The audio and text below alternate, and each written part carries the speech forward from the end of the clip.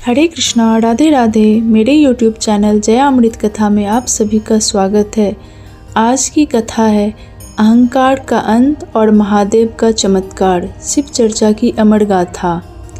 श्रद्धा और विश्वास की उस अनंत धारा में आप सभी का स्वागत है, जहां स्वयं महादेव वास करते हैं। आज की यह कथा केवल एक कहानी नहीं, बल्कि जीवन को देखने का वह दृष्टिकोण है जो आपके बंद किस्मत के दरवाज़ों को खोल सकता है। आज हम जानेंगे कि कैसे एक भक्त की पुकार पर पत्थर भी सोना बन जाते हैं और क्यों महादेव ने एक कंजूस बुढ़िया को मृत्यु के बाद भी 7 दिन का जीवन दान दिया। चलिए जया अमृत कथा के साथ भक्ति के उस सागर में गोता लगाते हैं जहां अहंकार हारता है और शिव का प्रेम जीतता है। एक समय की बात है, एक शांत गांव के छोर पर एक बुढ़िया माई रहा करती थी। वह संसार में बिल्कुल अकेली थी। न तो उसकी सेवा के लिए कोई बहू थी और न ही सहारा देने के लिए कोई बेटा। लेकिन उसकी चर्चा उसके अकेलेपन के लिए नहीं, बल्कि उसकी अतुलनीय कंजूसी के लिए पूरे इलाके में मशहूर थी। वह बूढ़ी माँ हर समय अपने होठों पर नमः शिवाय का जाप तो करती थी, लेकिन उसका हृदय धर्म और दान के कार्यों से कोसों दूर था।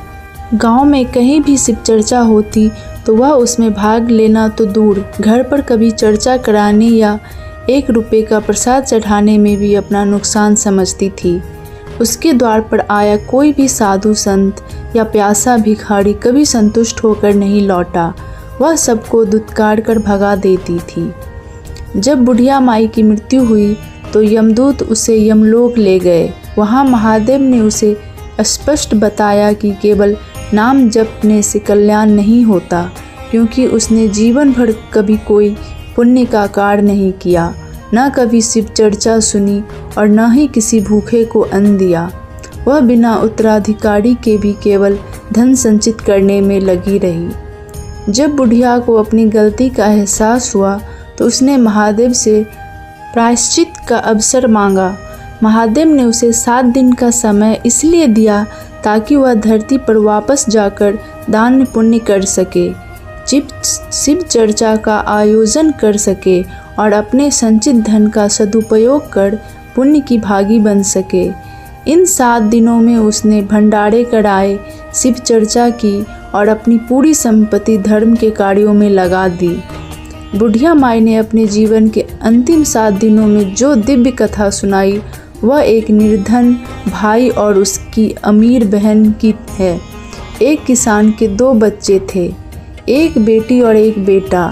माता पिता की मृत्यु के बाद बेटी की शादी एक अत्यंत संपन्न घर में हुई, जबकि बेटा अत्यंत निर्धन रह गया। वह दिन भर मजदूरी करता, तब जाकर उसके घर का चूल्हा जलता था। लेकिन उस गरीब भाई की पत्नी महादेव की परम भक्त थी। वह अभावों में भी खुशी थी, क्योंकि वह नित्य शिव चर्चा में जाती, मंदिर की सफाई करती और महादेव के 3 सूत्रों का पालन करती थी। उसके बच्चे संस्कारी थे और उसका घर गरीबी के बावजूद शांति से भरा था। भाई की बहन अपने धन के घमंड में अंधी हो चुकी थी। उसने अपनी ननद की शादी में अपने सगे भाई को गरीबी के कारण न्योता तक नहीं भेजा।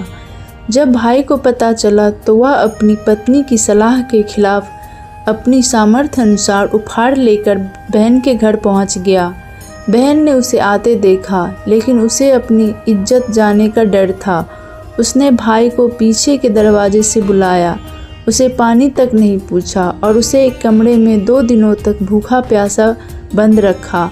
भाई अपमान और भूख से टूट गया और चुपचाप वहां से निकल गया। रास्ते में भूख और प्यास से व्याकुल होकर भाई बेहोश होकर जंगल में गिर पड़ा। तब माता पार्वती की विनती पर महादेव और पार्वती ने एक बूढ़े दंपति का रूप धारण किया और उसकी सहायता के लिए प्रकट हुए। महादेव साधु के रूप में और पार्वती बुढ़िया के रूप में ने उसे होश में लाया और उसका दुख सुना। उस बुढ़िया माई ने उसे अपने बगीचे से तरबूज और ककड़ी तोड़कर अपने थैले में भरने को कहा। जब वह भाई घर पहुंचा और उसकी पत्नी ने थैला खोला तो वे तरबूज और ककड़ी साधारण फल नहीं थे, बल्कि वे शुद्ध सोने की तरह चमक रहे थे। जब उन फलों को काटा गया तो उनके भीतर बीजों की जगह अमूल्य हीरे और मोती भरे हुए थे। इस ईश्वरीय चमत्कार और शिव चर्चा के प्रताप से उस गरीब भाई की दरिद्रता दूर हो गई और अत्यंत संपन्न हो गया। बाद में जब वही अहंकारी बहन अपने अमीर भाई के घर आई तो वह भाई ने उसे सबक सिखाने के लिए बोलने वाली जूती बनवाई। उसी जूती से बार बार यह आवाज़ आती थी कि गरीब का कोई रिश्ता नहीं होता, बहन भाई का रिश्ता भी अमीरी गरीबी का होता है। यह सुनकर बहन को अपने किए पर पछतावा हुआ। भाई ने अंत में उसे समझाया कि यह सब उसकी बहन की मदद से नहीं, बल्कि शिव गुरु की कृपा और शिव चर्चा के कारण संभव हुआ है।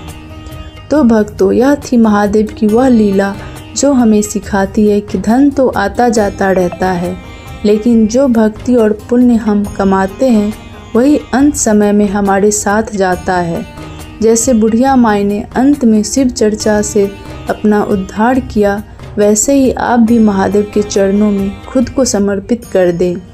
याद रखिए, महादेव अपने भक्तों को कभी अकेला नहीं छोड़ते। अगर आपको यह कथा पसंद आई हो तो कमेंट में ओम नमः शिवाय ज़रूर लिखें और जय अमृत कथा परिवार का हिस्सा बने। मिलते हैं अगली दिव्य कथा में, तब तक शिव की शरण में रहें। हर हर महादेव।